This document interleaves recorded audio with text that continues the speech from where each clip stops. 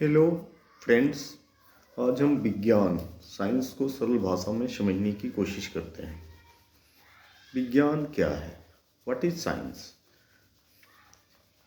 किसी भी वस्तु के बारे में विशेष जानकारी, स्पेशल नॉलेज, वह वस्तु किस चीज़ का बना हुआ है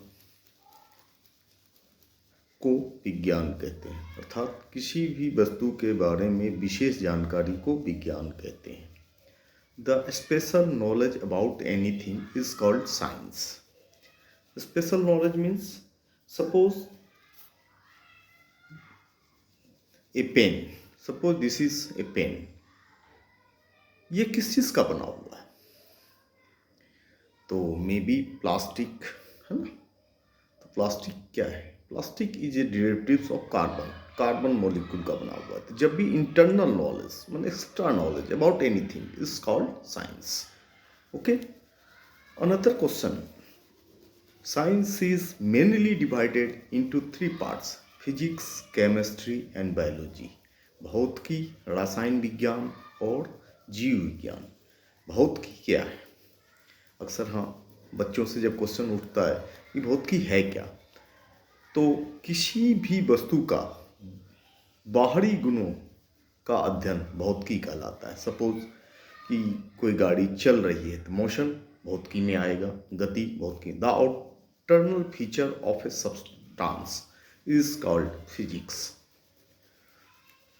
then chemistry, the internal feature of a substance is called chemistry. यह किस चीज़ का बना हुआ है, यह केमिस्ट्री में हम पढ़ेंगे। अर्थात किसी वस्तु की आंतरिक गुणों का अध्ययन हम रसायन में करते हैं। जीव विज्ञान, बायोलॉजी, विज्ञान की वह शाखा जहां हम जीवों का अध्ययन करते हैं, अर्थात जिसमें जीवन है उसका अध्ययन करते हैं, जीव विज्ञान कहलाता है। अर्थात the branch of science which deals with the study of life is called biology.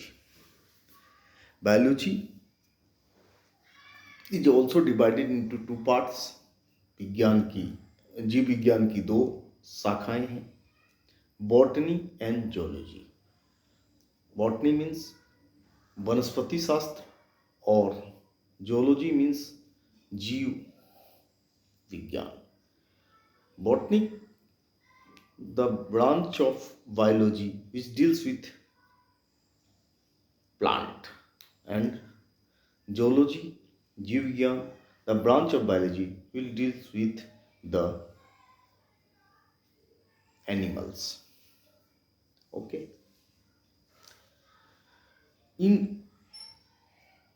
all study world, one thing is very directive chapter in whole life, that is classification, वर्गीकरण। You know very well that कि जो वो classification means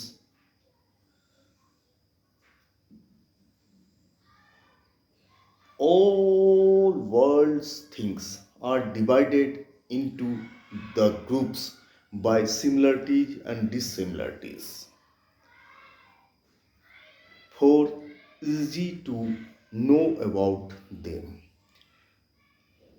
वर्गीकरण किसी भी वस्तु का सामान्यता एवं असमानता के आधार पर विभाजन वर्गीकरण कहलाता है। वर्गीकरण हम लोग घर से लेकर, पढ़ाई से लेकर हर क्षेत्र में वर्गीकरण को देखते हैं। जैसे आपने घरों में देखा होगा कि जो पढ़ने लिखने के सामान को एक जगह रखते हैं, जो यूटेंसिल्स बर्तन होते हैं, खाना बनाने के जो बर्तन होते हैं उसको एक तरफ रखते हैं, छोटे बच्चों के कपड़े एक तरफ रखते हैं। इस तरह से हर चीज़ को जिसमें कुछ ना कुछ सिमिलरिटी होता है उसको एक जगह रखते हैं। क्यों? ताकि उसे आसानी से ढूंढा जा सके या फिर उसको आसानी से उसके बारे में जाना जा सके। या फिर आप देखे होंगे कि हिंदी के ये में हिंदी हिंदी मीडियम के पढ़ाई में वर्ग कहते हैं और इंग्लिश मीडियम के पढ़ाई में क्लास कहते हैं। इसका मतलब क्या है कि जो एक स्टैंडर्ड है कि इस स्टैंडर्ड तक की पढ़ाई क्लास 1 में होगी अर्थात वर्ग 1 में होगी, इस स्टैंडर्ड तक की पढ़ाई क्लास 2 में होगी और क्लास 2 में होगी। तो इस तरह से वर्गीकरण का हमारे जीवन में बड़ा ही महत्व है। लोग वर्गीकरण समझ ही नहीं पाते हैं। अब एक सिंपल सा क्वेश्चन उठता है और हमेशा कि जो अक्सर हाँ 8वीं 9वीं 10वीं के बच्चे को आप क्वेश्चन आउट कर दें कि गाय और भैंस में क्या अंतर है, what is difference between cow and buffalo. वो सिंपली बोलेंगे गाय काली होती है, गाय सिंग होता है, भैंस में ये होता है वो होता है, पर वैज्ञानिक साइंटिफिक रूप से आप कभी भी इस चीज़ को क्लेरिफाई नहीं कर पाएंगे कि दोनों में क्या अंतर है। क्लेरिफाई करने के लिए आपको वर्गीकरण क्लासिफिकेशन में जाना पड़ेगा। आप बहुत अच्छी तरह से जानते हैं कि दुनिया में जितने भी लिविंग हैं सबका एक साइंटिफिक नेम होता है, एक वैज्ञानिक नाम होता है और उसमें 2 नाम होते हैं, जैसे ह्यूमन या मानव। मानव का साइंटिफिक नाम क्या है? Homo sapiens. Homo means continuous, sapiens means learning, लगातार सीखने वाला। होमो क्या है? इसका जेनस है और सेपियंस क्या है? स्पीसीज है, जाति है, वर्ग और जाति। तो इसी तरह से जैसे कि आप जानते होंगे कि हम लोग होमो सेपियंस हैं। आप एक जानते होंगे जो लोग अफ्रीकन लोग जो होते हैं काले होते हैं और उनके बाल काफ़ी क्रूशियल होते हैं, तो उन्हें वो भी होमो ही हैं, मतलब हमारे ही वर्ग के हैं, लेकिन उनका जो स्पीसीज जाति है, अब जैसे हम लोग हैं तो हम लोग होमो सेपियंस है, वो क्या है? होमो इरेक्टस है। इसी तरह से जो गाय और भैंस, काउ और buffalo, both are in same